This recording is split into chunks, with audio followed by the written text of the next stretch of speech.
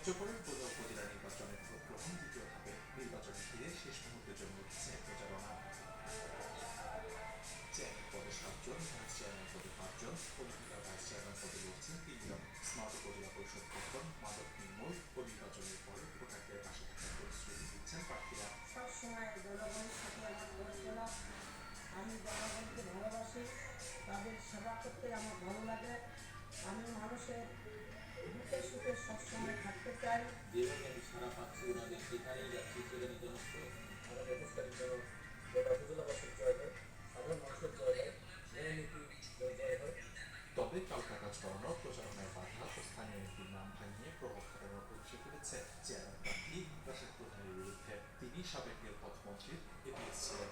অধিকারী প্রতিনিধি দাপিল যাচ্ছেন চারিদিকে এবং কালো টাকা ছড়াছড়ি করছেন। এমপির নাম ভাঙিয়ে অন্যদেরকে ভীতি প্রদর্শন করছেন, নেতাকর্মীদের ভীতি প্রদর্শন করে তাদেরকে তার দল ঘেরানোর চেষ্টা করছেন। অন্যান্য প্রার্থীরা তারাও এ ব্যাপারে খুবই ভীত। যদিও এসব অভিযোগকে মিথ্যা প্রচার বলছেন রাশেদ প্রধান, তবে স্থানীয় দুই পরিবার তার পক্ষে আছেন বলে স্বীকার করেছেন তিনি।